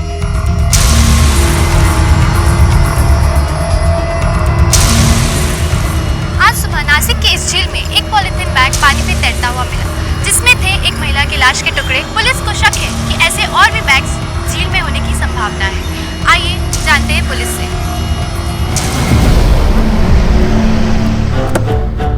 सर, हमने अश्विन की फोन लोकेशन चेक की थी. उस दिन वो घर पर ही था, कहीं बाहर नहीं गया. ये आरती की फोटोग्राफ्स हमने सर्कुलेट की थी. Any update? नहीं सर, अभी तक नहीं. दो बातें हो सकती हैं. या तो आरती गायब है या उसके साथ कुछ बुरा हुआ है. एक काम करो, उसके मिसिंग पोस्टर लगवाओ, शायद कोई मदद मिले. Right sir. मुझे लगता है हमें अब आरती की सास से दोबारा बात करनी चाहिए. बोलो सर. मैंने टीवी पे न्यूज़ देखी, वो लेक पे जो बॉडी पार्ट्स मिले ना, वो वाली. उसके बारे में क्या जानते हो? सर, मैं और मेरे फ्रेंड्स कल रात को लेक पे गए थे तो हमने 2 आदमियों को वहाँ देखा सर. उनका चेहरा देखा तुमने? पहचान सकते हो उन्हें? खूब अंधार होता सर, ठीक से देख नहीं पाया. पर हाँ, एक आदमी उसको देखा मैंने, उसकी थोड़ी घनी दाढ़ी थी सर. क्या रे, चल निकला से. चलना, रात बहुत हो गई, लेट हो रहे हम लोग. और हाँ सर, उनके पास एक सिल्वर कलर की वैन थी सर, जिसमें से वो गए. जवान, एक काम कर, लेक से हाईवे की तरफ एक ही रास्ता जाता है. उस रास्ते पे जितने भी सीसीटीवी लगे हैं उसकी फुटेज चेक करो. हाईवे पे ढाबे, एटीएम, पेट्रोल पंप, इस सब जगह पे छानबीन करो। वो दोनों जो भी है, सिल्वर रंग की वैन में उन दोनों को जरूर किसी न किसी ने तो देखा होगा। एक लड़की को आत्महत्या करने से रोकने की कोशिश से शुरू हुआ यह मामला पहले उसकी गुमशुदगी और अब उसकी हत्या के मामले में बदल चुका था। पुणे पुलिस अब भी आरती को जिंदा मानकर तलाश कर रही थी और वहीं नासिक पुलिस अब तक इस बात से अनजान थी कि जिस लाश के टुकड़े उन्हें मिले थे वो दरअसल पुणे में रहने वाली आरती के हैं। आरती की लाश को पुणे से नासिक ले जाया गया था ताकि पुलिस को गुमराह किया जा सके और जिन मुजरिमों ने यह काम किया था उन्हें इस बात की खबर लग चुकी थी कि पुलिस उनकी तलाश में है और उन्होंने अपने आप को बचाने की तैयारियां शुरू कर दी। राजेश, अरे सलीम भाई आप। सलीम भाई के बच्चे, उस औरत की लाश के बाकी के टुकड़े कहाँ रखे? साले वो जो झील में बाकी के लाश के टुकड़े थे ना, पुलिस को मिल गए। कुत्ते की तरह ढूंढेगी पुलिस हमको। कुछ नहीं किया उनका, मेरे पास रखे। तेरे पास रखे? क्यों? अचार डालने वाला है उनका तू? देख, इससे पहले कि मुसीबत बढ़ जाए हमें कुछ ना कुछ करना पड़ेगा। जा, कुछ मुंह ढकने के लिए लेके आ। एक मिनट रुको।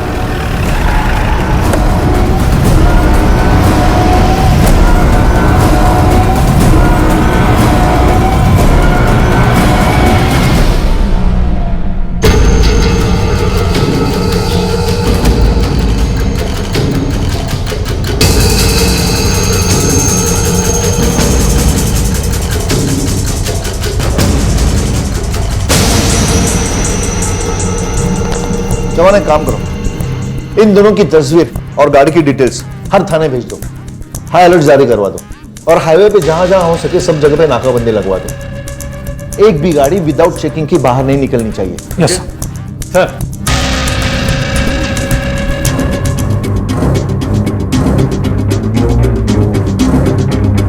सर, उन बॉडी पार्ट्स की फॉरेंसिक रिपोर्ट है। विक्टिम फीमेल है, एज करीब 30 से 35 साल। उसके अलावा बाकी और बॉडी पार्ट्स मिसिंग है, इसलिए ठीक से पहचान नहीं हो पाई है। जवान एक काम करो, आजू बाजू के पुलिस थाने में इंक्वायरी करो कि इस उम्र की महिला की कोई मिसिंग कंप्लेंट दर्ज है कि नहीं। Yes sir.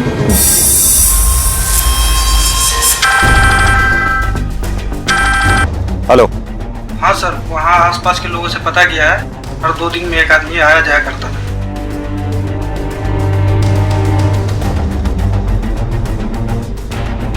प्रतिमा जी, पता चला है आपके और आपके बहू के बीच में रिश्ते कोई खास अच्छे नहीं थे।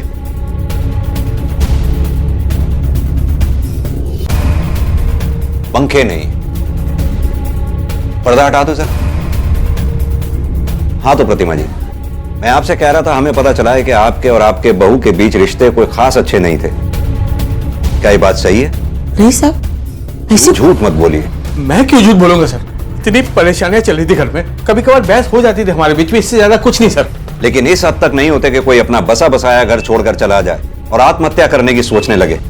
आरती ने गायब होने से पहले अपनी मां से फोन पर बात की और कहा था कि वो एक नर्क में जी रही है कि उससे अब और बर्दाश्त नहीं होता।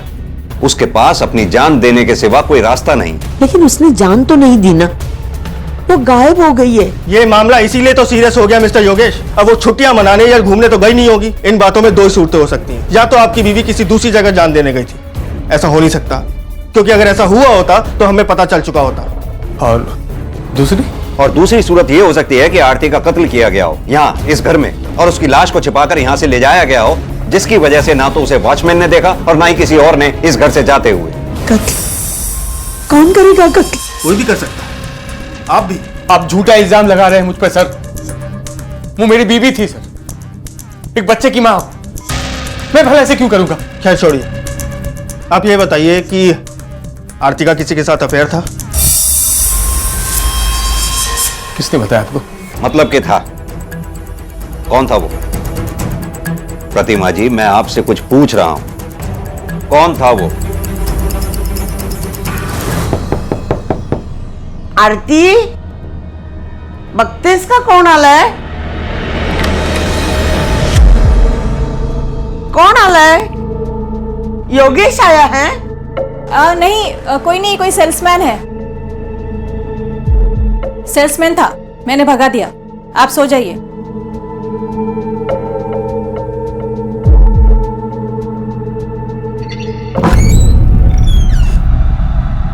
उसके थोड़ी देर बाद दरवाजा खुला। आरती, आरती।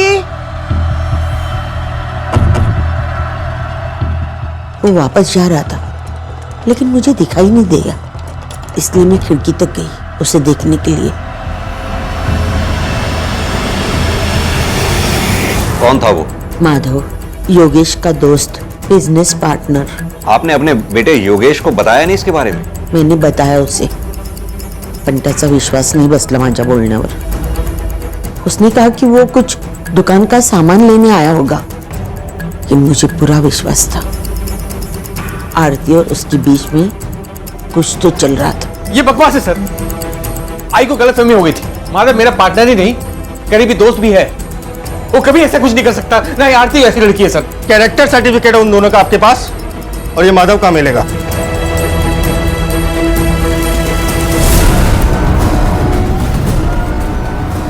क्या हुआ? मामू लोग है, चेकिंग चल रही है। वाले वाले जल्दी से मुंह ढक ले। अरे चलना, चल चल चल चल।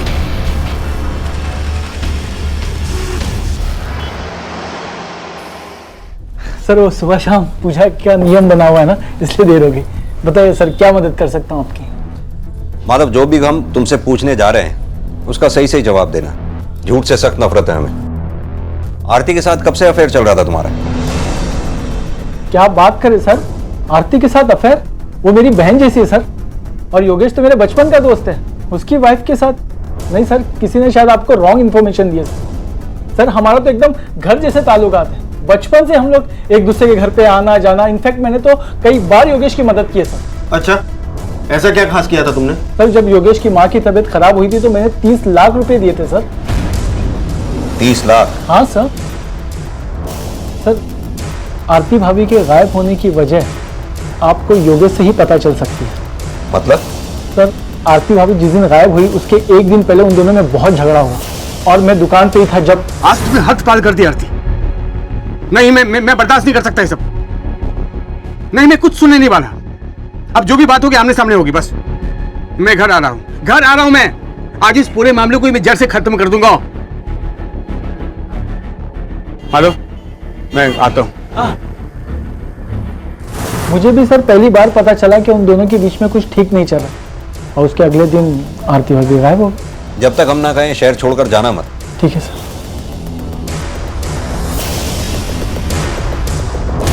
योगेश, तुम्हारा और आरती के बीच झगड़ा किस बात पे हुआ था? सर पैसे को लेकर। पैसों को लेकर? तुमने आरती से कहा था इस मामले को जड़ से खत्म कर दोगे, क्योंकि तुमसे अब और बर्दाश्त नहीं होता। मुझे बताओगे जरा ये बात पैसों की कमी में कहां और कैसे फिट बैठती है? वो सर, माँ के इलाज में पैसा बहुत लग रहा था सर। इस वजह से घर खर्ची में मैं पैसा नहीं दे पा रहा था आरती को। इस बात को लेकर आरती बहुत परेशान थी। आए दिन हमारे झगड़े होने लगे। इसीलिए मैंने कहा था सर कि इस किस्से को मैं आज ही खत्म कर दूंगा, और कुछ नहीं सर। जिसे तुमने खत्म कर भी दिया, आरती को खत्म करके। नहीं, मैंने ऐसा कुछ नहीं किया सर। तो फिर क्या हुआ था उस दिन? आई के इलाज के लिए 10 लाख और चाहिए थे सर, और मैंने माधव से पहले ही 20 लाख ले चुका था, और ये 10 लाख भी मैं माधव से मांगना चाहता था, लेकिन आरती उसके खिलाफ थी। उस दिन मैं दुकान पर था जब उसका फोन आया। हाँ बोलो आरती।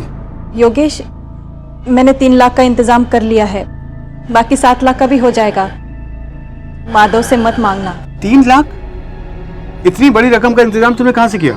मैंने अपनी और माँ जी की दोनों की सारी ज्वेलरी बेच दी है। ये तुमने क्या किया आरती? तुमने तो हद ही पार कर दी यार। ये मैं बर्दाश्त नहीं कर सकता। आज इस पूरे मामले को मैं जड़ से ही खत्म कर दूंगा। चलो रखो फोन। क्यों किया तुमने ऐसा आरती?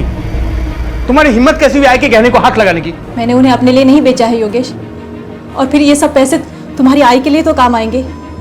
फिर मैंने उनके ही नहीं अपने भी तो गहने बेचे हैं। आई का इलाज करवाना मेरा फर्ज है, और उनके गहने बेचकर इलाज करवाए तो क्या करवाए? तू है मुझ पर। तुम पहले ही 20 लाख का उधार ले चुके हो माधव से, क्यों अपना बोझ बढ़ा रहे हो? और फिर गहने होते किस लिए है? समय पर काम आए इसीलिए ना। चुप करो तुम। अगर बोझ है तो मेरे सर पर है ना, उसे मैं चुकाऊंगा। मैं जानता हूं, तुम्हें टेंशन लेने की जरूरत नहीं है। मुझे लगता है इन सब का असर सिर्फ तुम पर ही हो रहा है। तुम्हें अंदाजा भी है कि तुम्हारी आई की वजह से मुझ पर क्या बीत रही है, क्या हो रहा है मेरे साथ? मेरी आई के बारे में कुछ नहीं आरती। थप्पड़ से क्या होगा योगेश? अगर मारना ही है तो मुझे जान से मार डालो ना मुझे।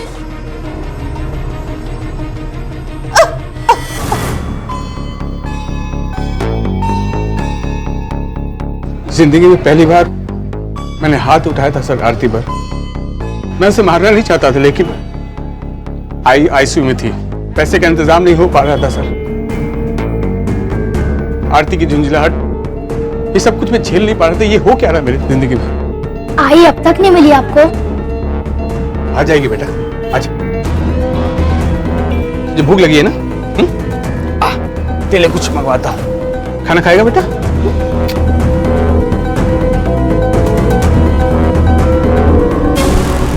नासिक पुलिस की जांच धीमी लेकिन सही दिशा में चल रही थी।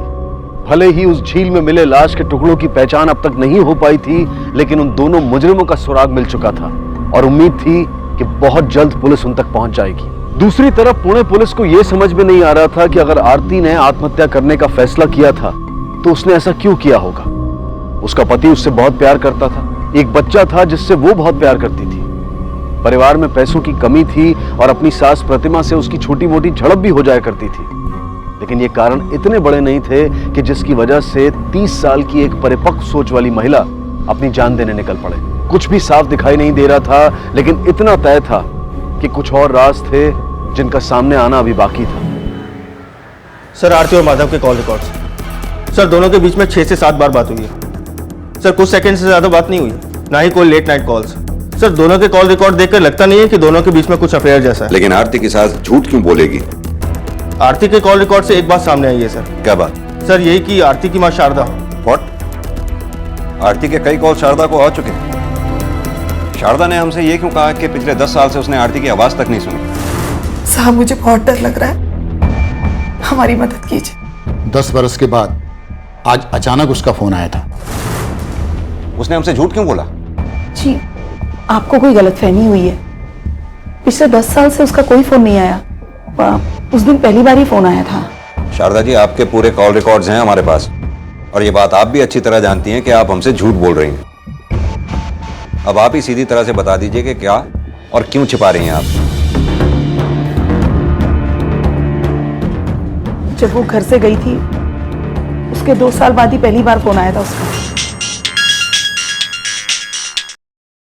हेलो, कैसी हो माँ? आरती,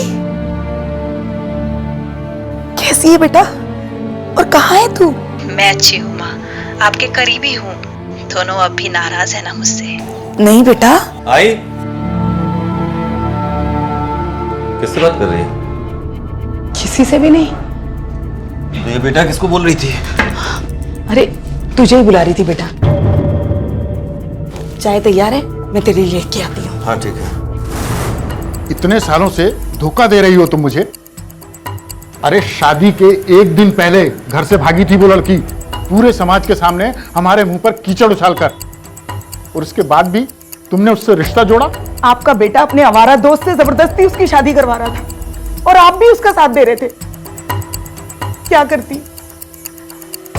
इसीलिए मैंने आपसे ये बात छुपाई कि अगर मेरे पति और मेरे बेटे को पता चल जाता तो। मानिक जी, कहीं ऐसा तो नहीं अपनी बेटी आरती को गायब करने में आपका या आपके बेटे का ही हाथ हो?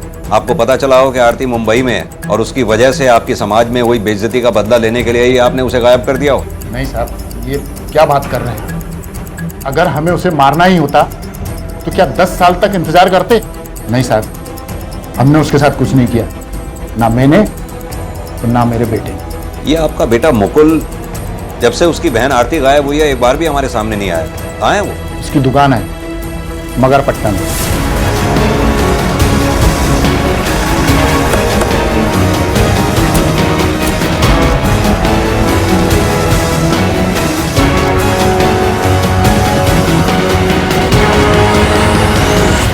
सर, मुकुल का फोन स्विच ऑफ बता रहा है, लेकिन उसका फोन हमारी आईटी टीम के रडार पर है। जैसे ही ऑन होगा हमें पता चल जाएगा सर। सर, इसके अलावा एक बात और। सर, नासिक पुलिस ने 2 लोगों की फोटो भेजी है 30-35 साल की किसी लेडी के मर्डर केस में। सर, ये देखिए। मर्डर केस के सिलसिले में इन दोनों की फोटोग्राफ? ये दोनों तो हमारे यहाँ 4-5 बार छोटी मोटी चोरी के सिलसिले में सजा काट चुके हैं। हाँ सर। सर, एक खास बात और। जिस दिन आरती गायब हुई थी उसके दूसरे दिन नासिक पुलिस ने एक लेडी के बॉडी पार्ट्स बरामद किए थे। हो सकता है वो बॉडी पार्ट्स आरती के हों। हाँ सर, हो सकते हैं, लेकिन सर उसके कुछ बॉडी पार्ट्स और सर गायब है, इसलिए उसको पहचानना मुश्किल है सर। इन दोनों की बॉडीज नासिक में ठिकाने लगाना और उसी दिन आरती का गायब हो जाना कोइंसिडेंस नहीं हो सकता। एक काम करते हैं तुषार, पहले इन दोनों को उठाते हैं। Right sir.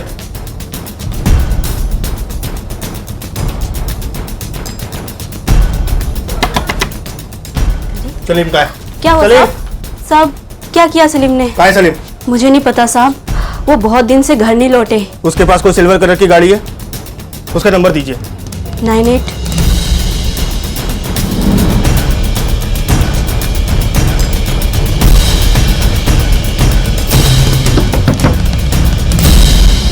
राजेश का घर यही है?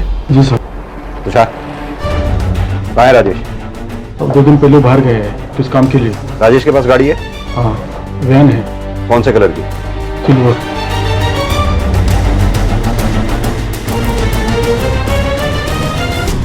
सर सलीम और राजेश दोनों गायब हैं और राजेश के पास वैसी ही सिल्वर कलर की वैन है जैसे नासिक पुलिस ने हमें इन्फॉर्मेशन दी थी।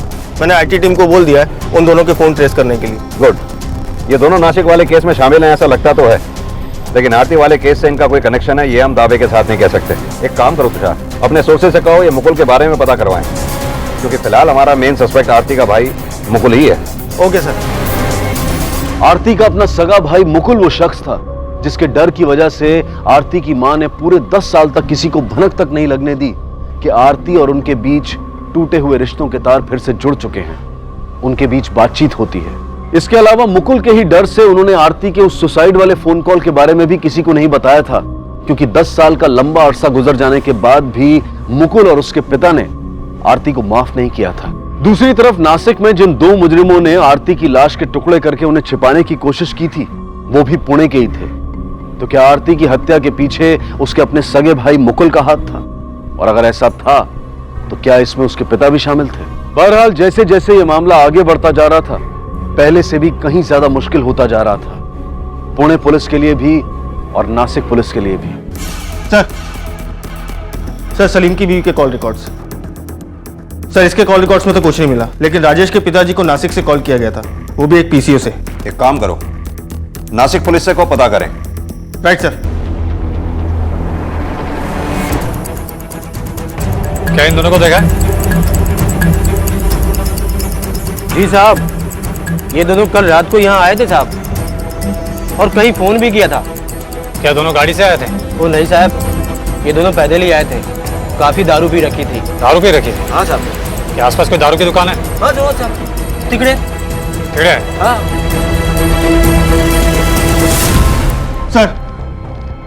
सर मुकुल का फोन ऑन हुआ था, उसकी लोकेशन ट्रेस हो गई है, वो ऑन है। एक काम करो, टीम को रेडी करो। सर।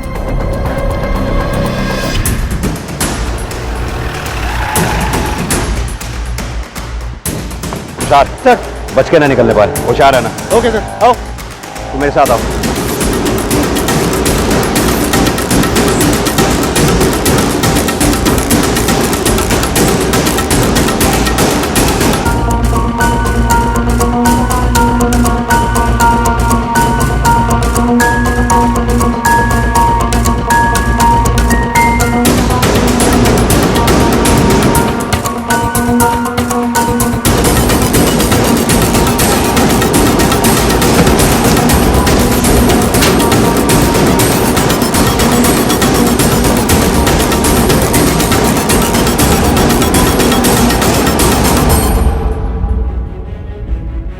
सर इतनी इन्फॉर्मेशन तो मिली है कि वो लोग आसपास दिखाई दिए।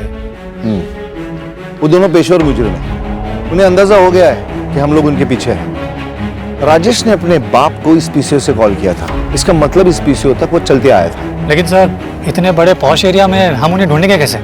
इस पॉश एरिया में उनका कोई कनेक्शन तो नहीं रहेगा। एक काम करते हैं, इस एरिया के जितने भी लॉज है ना चेक करते हैं।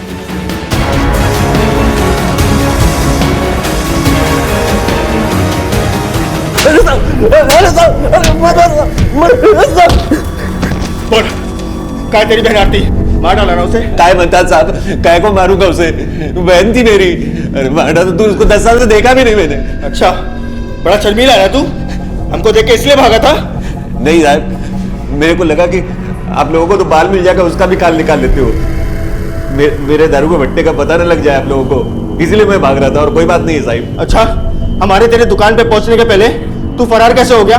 किसने बताया तुझे कि हम पहुंचने वाले हैं? बाबा का कॉल आया था साहब। हेलो हेलो मुकुल, पुलिस वाले आ रहे हैं तुम्हारे पास आरती के बारे में पूछताछ करने। क्या?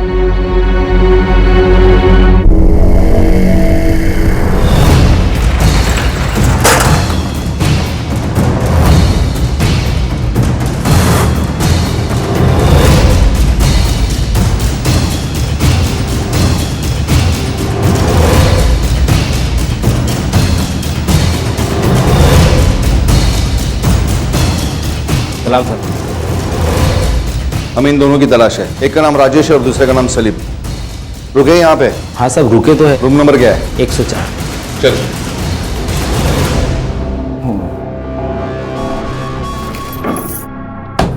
कौन है रे? साहब आपका ऑर्डर। आधा घंटा पहले ऑर्डर बोला, अभी लेके आया। आता हूँ, बाद में मेरे को खिलाना। अरे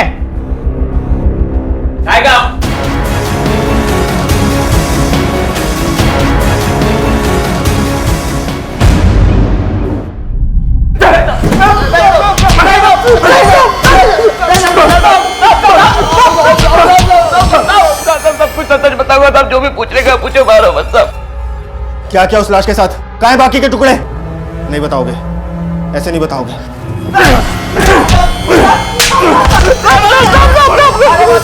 सब मेरे पास है, सब मैं ले चलूंगा आपको।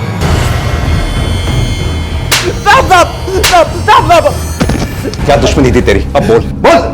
साहब हमारी कोई दुश्मनी थी उससे। साहब खुदा का तो हम लोग ने उसको नहीं मारा था। आपको तो खाली उसकी लाश को ठिकाने लगाने का कॉन्ट्रैक्ट मिला था। किसने दिया था लाश ठिकाने लगाने का कॉन्ट्रैक्ट? बोल। माधव ने साहब, माधव ने।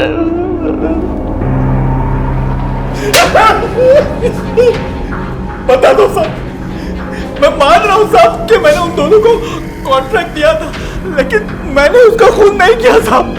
देख माधव, ये मैं अपने एक्सपीरियंस के साथ कह सकता हूं कि दूसरा थप्पड़ तू बर्दाश्त नहीं कर पाएगा, इसलिए सब सच सच बता दे, तूने आरती का मर्डर क्यों किया? मैं सच बोल रहा हूँ साहब, मैंने आरती को नहीं मारा साहब। मेरी कार की डिक्की में आरती की लाश थी।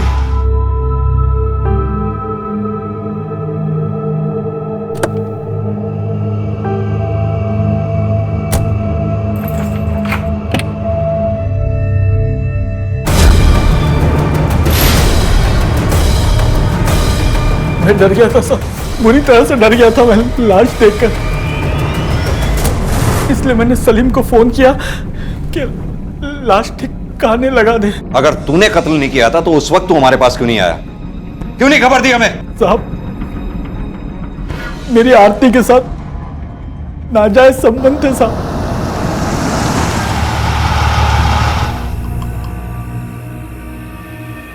क्या हुआ माधव भैया, हम यहाँ पर क्यों रुके हैं? भैया सॉरी आरती, मैंने कभी तुम्हें उस नजर से देखा नहीं। क्या कह रहे हैं आप? मैं आपको भैया बुलाती हूँ। अगर सैया बुलाऊंगी तो क्या सैया हो जाऊंगा? तो भैया कैसे हुआ? क्या बकवास कर रहे हैं आप? ये सब योगेश को बताऊंगी। लॉक है, लॉक यहाँ से लॉक। ठीक है बताओ, जाओ योगेश को, मैं भी जाऊंगा, बोलूंगा लाओ मेरे 30 लाख रुपए। कहाँ से देगा? है ही नहीं उसके पास। फिर दुकान में हिस्सा देना पड़ेगा, तुम्हारा घर भी ले लूंगा मैं, सड़क पर आ जाओगी तुम, और तुम्हारा बच्चा भी। अरे अपने बच्चे के लिए इतना नहीं कर सकती? अगर अभी तुम यहाँ से गई ना तो याद रखना आरती, कल पूरा परिवार तुम्हारा सड़क पर होगा। तुम्हारी सासू माँ, तुम्हारा बच्चा, तुम्हारा पति, सब सड़क पे हो गए, याद रखना। अरे मान जाओ ना यार, एक टाइम की तो बात है। क्या मतलब? ठीक है तो हाँ, मैं भी वही सोच रहा था। You are very intelligent girl, कभी कभी कंप्रोमाइज करना पड़ता है। आरती अपनी मर्जी से मेरे साथ रिश्ता नहीं बनाया था, मैंने उसके साथ जबरदस्ती की थी साहब। लेकिन वो पहली बार आखिरी बार नहीं था। तू आरती के घर भी गया था, योगेश की गैर हाजिरी में गया था ना? हाँ, हाँ, हाँ, हाँ,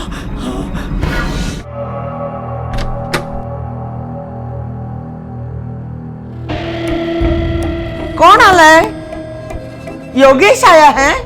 नहीं नहीं, कोई नहीं, कोई सेल्समैन है।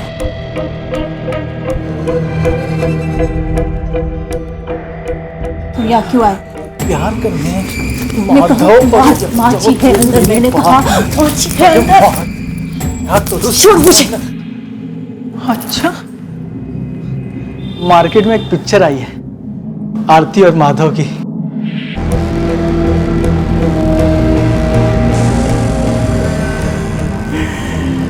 आज के बाद मुझे ना नहीं बोलना। हाँ, दिखा दो सबको। योगेश सर, योगेश ने उसे मारा होगा। सर आरती की पोस्टमार्टम रिपोर्ट। सर इसमें लिखा है कि उसका मर्डर नहीं हुआ बल्कि उसने सुसाइड किया है। व्हाट? सुसाइड? हाँ सर, वो भी फांसी लगाकर, तकरीबन 12 बजे के आसपास। सर उस वक्त योगेश और माधव दुकान पर थे। Are you sure? 100% सर, मैंने उनकी मोबाइल लोकेशन चेक की है और आसपास के लोगों से पूछताछ भी की। वो दुकान पर ही थे सर। आई पानी पी ले।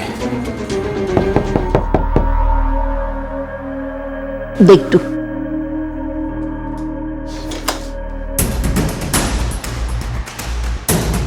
आरती के बारे में पता चला सर?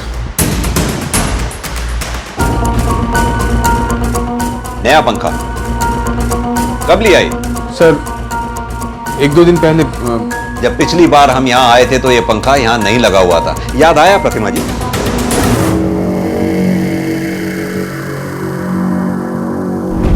पंखे नहीं, पर्दा हटा दो सर। वो हमारा पंखा कुछ ठीक से काम नहीं कर रहा था तो हमने तो रिपेयर करा लेते। तुम्हारे हाथ और हालात तो वैसे भी बहुत तंग थे। वो बात ही है सर। आप लोग योगेश, हमें आरती की लाश बरामद हो चुकी है। उसका पोस्टमार्टम हो चुका है जिसमें साफ साफ लिखा है कि उसकी हत्या नहीं हुई थी, उसने सुसाइड किया था। रिपोर्ट में अगर कोई बात नहीं लिखी तो वो ये कि उसने यहां इस जगह इस पंखे से लटक कर अपनी जान दी थी, है ना? हाँ कि ना? बोलो।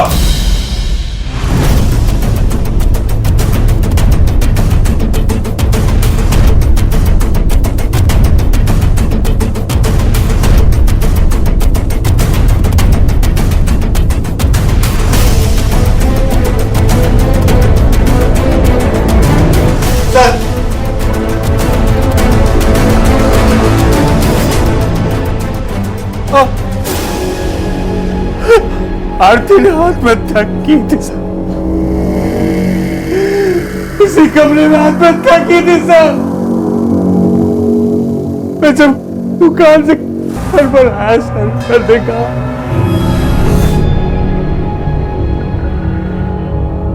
मेरे इस लेटर को मेरा बयान समझ आ जाए। कई बार जिंदगी इतनी डरावनी हो जाती है कि मौत का डर दिल से निकल जाता है। मेरे साथ भी ऐसे ही हुआ है।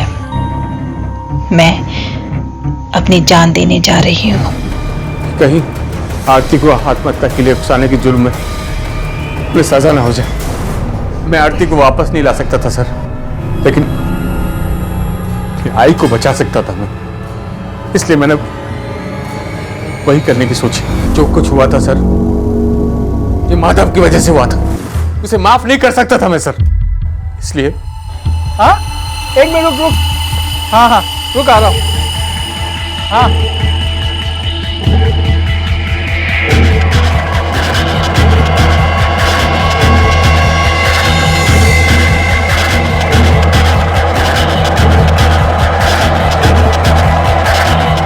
और मैंने आरती की लाश को माधव की गाड़ी की डिक्की में डाल दिया ताकि आरती को तलाश करते हुए आपको उसकी लाश माधव की गाड़ी में मिले और सारा इल्जाम उस पर आ जाए। लेकिन ऐसा हुआ नहीं, क्योंकि झूठ के रोशनदानों से सच की रोशनी कभी अंदर नहीं आती। योगेश, तुम्हें और तुम्हारी मां प्रतिमा को हमें गिरफ्तार करना होगा। आरती ने हालात से हार मान लेने की गलती की और इसकी इस एक गलती से गलतियों का पूरा सिलसिला शुरू हो गया। आरती और योगेश अलग इंसान थे, लेकिन दोनों ने जो गलती की वो एक थी, और वो ये कि दोनों ने हालात से लड़ने की बजाय उससे भागने की कोशिश की, जिसकी वजह से आरती को अपनी जिंदगी से हाथ धोना पड़ा और योगेश को जेल की सजा भुगतने के लिए मजबूर होना पड़ा। एक भरा पूरा परिवार उजड़ गया, बर्बाद हो गया। हम मानते हैं कि हालात से लड़ना, उन्हें बदलना आसान नहीं होता, लेकिन यही सही और एकमात्र तरीका है अपने जीवन को जीने का, उसे फिर से खूबसूरत बनाने का। इसी विचार के साथ मैं अनूप सोनी आपसे विदा लेता हूं। फिर मुलाकात होगी अगले एपिसोड में एक और चौंका देने वाले केस के साथ। तब तक अपना और अपने परिवार का ख्याल रखें और देखते रहें क्राइम पेट्रोल डायल 100। सबक एक सीख हम सबको। इस तरह के और भी एपिसोड देखने के लिए हमारे चैनल को सब्सक्राइब करें और बेल आइकन दबाना ना भूलें।